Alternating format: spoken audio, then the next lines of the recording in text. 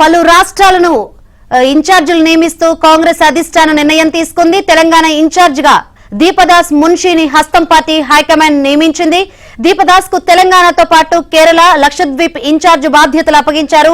AP ఇన్ఛార్జిగా మాణిక్యం ఠాకూర్ ను నియమించారు. ఇక ఇప్పటి వరకు తెలంగాణ ఇన్ఛార్జిగా ఉన్న మాణిక్రావు ఠాక్రేకు గోవా, డయ్యూ డామన్ ఇన్ఛార్జ్ బాధ్యతలు అప్పగించారు. ఇక ఏఐసీసీ అగ్రనేతగా ఉన్న ప్రియాంక గాంధీని ఉత్తరప్రదేశ్ ఇన్ఛార్జ్ బాధ్యతల నుంచి తప్పించారు. ప్రియాంక స్థానంలో అవినాష్ పాండేను ఏఐసీసీ నియమించింది.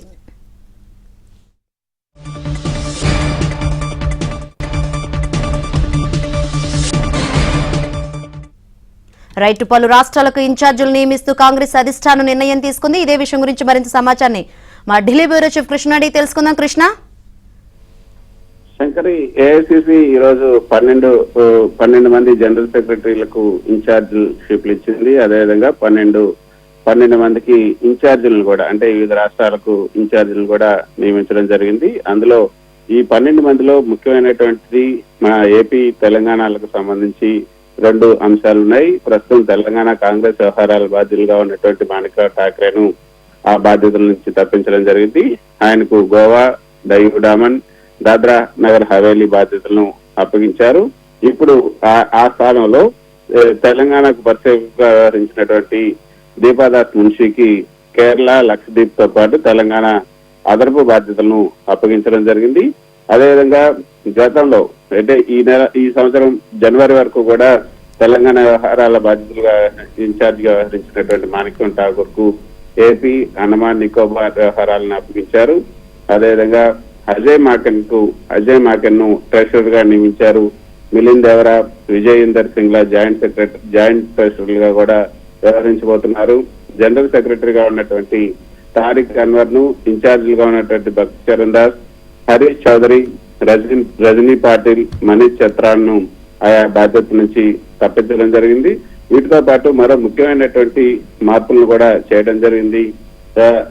ఇవన్నీ కూడా సార్వత్రిక ఎన్నికలను లక్ష్యంగా ఉంచుకుని ఈ మార్పులు చేసినట్టుగా తెలుస్తుంది.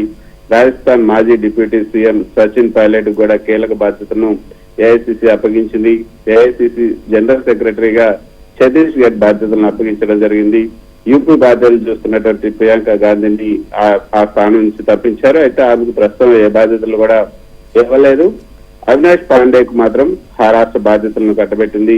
ప్రియాంకకు ఎలాంటి బాధ్యతలు అప్పగించలేదు. ఏఐసిసి అధ్యక్షుడు మల్లికార్జున ఖర్గే ఈ నియామకాలు చేసినట్లుగా కూడా party general secretary KC Venugopal విడుదల చేసినటువంటి ప్రకటనలో తెలిపారు. ఏపీకి ఇన్ఛార్జిగా అయినటువంటి మాణిక్యం ఠాకూర్ గతంలో ఎన్ఎస్సిఐ సెక్రటరీగా కూడా పనిచేశారు. ఎన్ఎస్సిఐ డిస్ట్రిక్ట్ జనరల్ సెక్రటరీ స్థాయి నుంచి 1994లో ఎన్ఎస్సిఐ డిస్ట్రిక్ట్ జనరల్ సెక్రటరీగా ఉన్నారు. తర్వాత ఎన్ఎస్సిఐ స్టేట్ మెంబర్ గా కూడా అయ్యారు.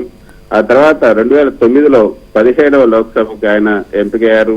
తర్వాత మళ్ళీ ఇప్పుడు 2019లో 17వ లోక్సభకు ఎంపిక కావడం జరిగింది.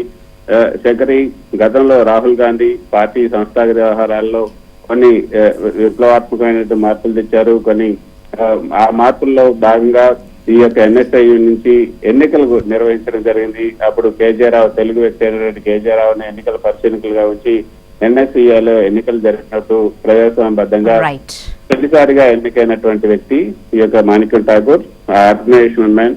కాబట్టి ఈ ఆర్గనైజేషన్ మ్యాన్ ఇప్పుడు ఏపీకి రావటం, గతంలో కూడా రేవంత్ రెడ్డి పిసిసి అధ్యక్షులు కావటంలో కూడా మాణిక్యం ఠాకూర్ పాత్ర ఎంత ఉందనే చెప్పొచ్చు. ఇప్పుడు ఏఐసిసి ఏపీకి మాణిక్యం ఠాకూర్ ని నియమించడం పట్ల ఏపీ నేతలు కూడా హర్షం వ్యక్తం చేశారు.